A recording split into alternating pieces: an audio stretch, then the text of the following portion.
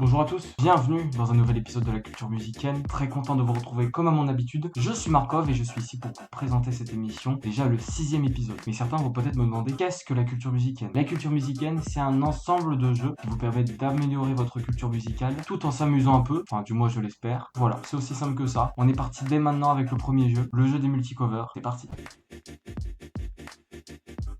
Les multicovers, je te montre un carré dans lequel plusieurs bouts de cover sont collés ensemble, tu dois en reconnaître le plus possible. C'est compris? Et ben on est parti.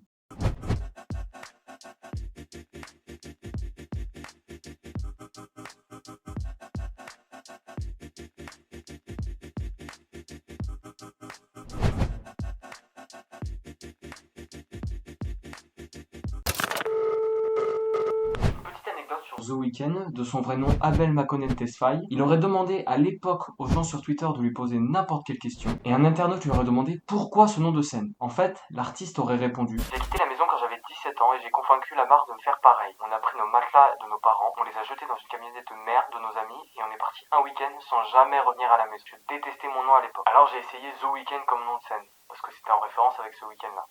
Ça semblait cool, j'ai enlevé le E, qu'il y avait déjà un groupe canadien nommé The Weeknd. Pour ceux qui connaîtraient pas Shuriken, alors j'aime vraiment trop ce blaze, il est incroyable. Son vrai nom est Geoffrey Mussard, il est né le 11 mars 1966, et c'est un des fondateurs et un des membres du groupe IAM. Et c'est aussi, si vous le saviez pas, le grand frère de Faflarage. C'est le mec qui a fait ça en gros.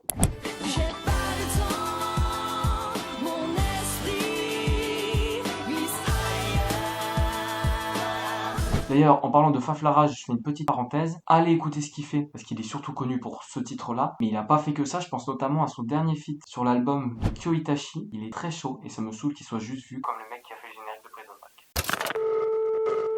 Break. Rien à dire de particulier sur Dua Lipa, si ce n'est qu'elle a commencé en faisant des covers sur YouTube, et j'en ai retrouvé une. No one is around you. Say, baby, I love you. If you ain't running game, say my name. Acting kinda shady, ain't calling me baby. En me renseignant sur cet album, j'ai appris 3 choses. Déjà, cet album s'appelle pas 2001 comme c'est marqué en gros à côté de la feuille. Ça se moque, hein. Les 2 chroniques 2001. Ça, c'est la première chose. La deuxième, c'est pourquoi cet album s'appelle comme ça. Alors, rien à voir avec l'année 2001. Ah putain! En fait, l'album devait s'appeler de base de Chronique 2000, mais Suge Knight, un gars qui s'entendait pas super bien avec Dr. Dre, a sorti une mixtape avec le même titre en question juste avant lui. Et du coup, Dr. Dre a dû changer. Et la dernière chose que j'ai appris sur cet album, c'est que Dr. Dre a samplé Charles Aznavour pour faire What's the Difference?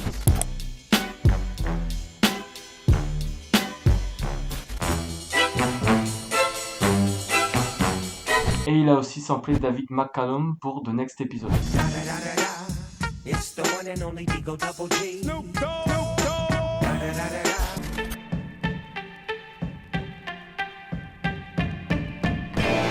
Mais bon, vu que c'est un random, je m'en branle un peu plus. On passe directement au prochain jeu, le jeu du vrai ou faux. On est parti, let's go! Le vrai ou faux, un classique, je te donne une phrase, tu me dis si elle est vraie ou fausse, et c'est pas plus compliqué en fait.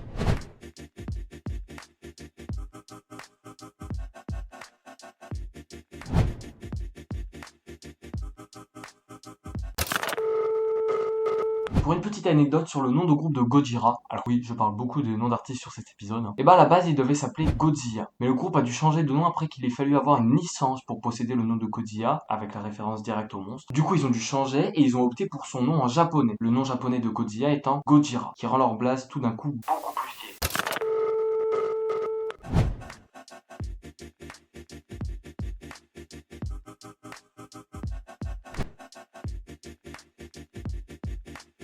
Bravo à tous ceux qui ont réussi à choper des points jusque-là. Quant aux autres, vous allez en avoir ailleurs, j'en suis sûr. Avec le jeu qui arrive, un dont je suis le plus fier, le jeu de la fanbase, c'est parti maintenant.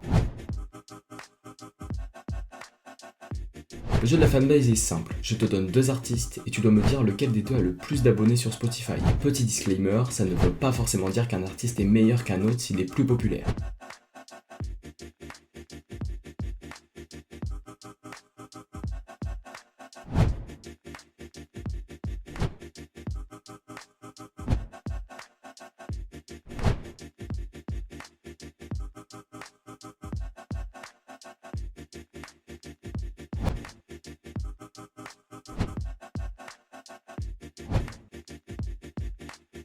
passe à un jeu qui est un petit peu moins original, c'est vrai, mais qui est tout aussi cool. Le jeu de la juste année. Let's go!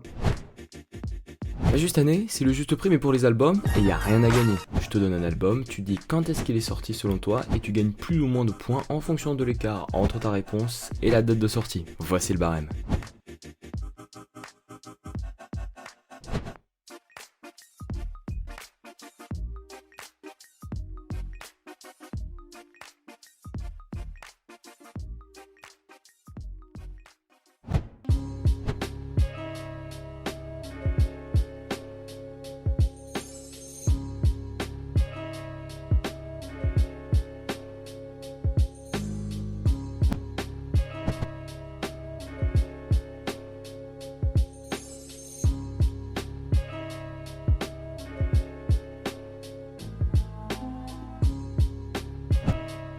Tout de suite, l'avant-dernier jeu de cet épisode de la culture musicienne, le jeu de la triplette, c'est maintenant. Le jeu de la triplette est pas compliqué. Une question, 3 propositions, tu dois trouver la vraie. Let's go!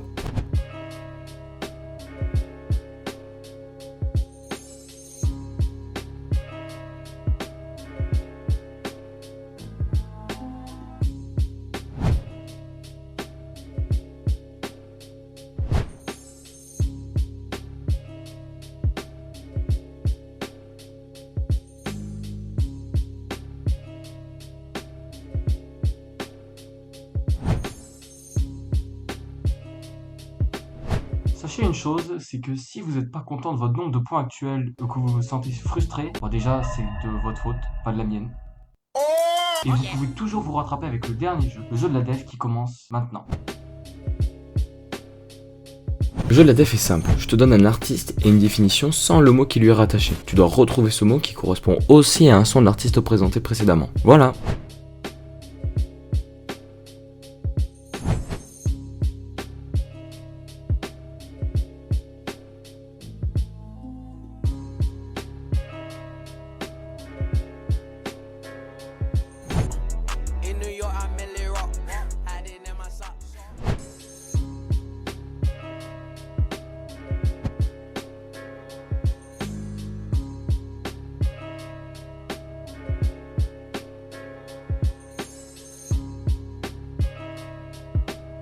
On va te baiser 2 fois comme une meuf raciste. Même si toi je baisse pas, je t'exorcise.